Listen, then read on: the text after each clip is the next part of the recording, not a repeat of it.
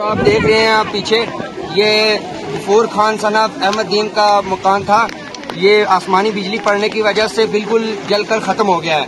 तो ये अजमताबाद में ये मकान जो है ये अजमताबाद में है और ये आसमानी बिजली पड़ने की वजह से ये बिल्कुल ख़त्म हो चुका है, जलकर राख हो चुका है। तो इंतज़ामिया से हमारी ये गुजारिश रहेगी कि ये इनको जितनी हो सके मदद की जाए ताकि ये अपना मकान दोबारा से तामीर कर सकें। ये एक गरीब खानदान से ताल्लुक़ रखते हैं। इनका मकान आप सामने देख सकते हैं बिल्कुल जलकर ख़त्म हो चुके हैं। तो ये इन्होंने मेहनत करके ये मकान बनाया हुआ था, आसमानी बिजली पड़ने की वजह से ये ख़त्म हो चुका है। ये चंडीगढ़ में मजदूरी करते हैं और मजदूरी करके मेहनत करके इन्होंने पैसा इकट्ठा करके ये मकान बनाया था।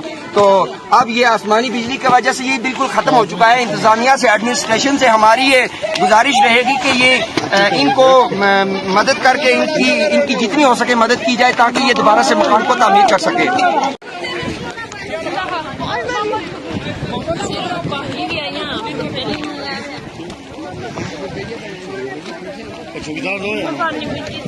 खत्म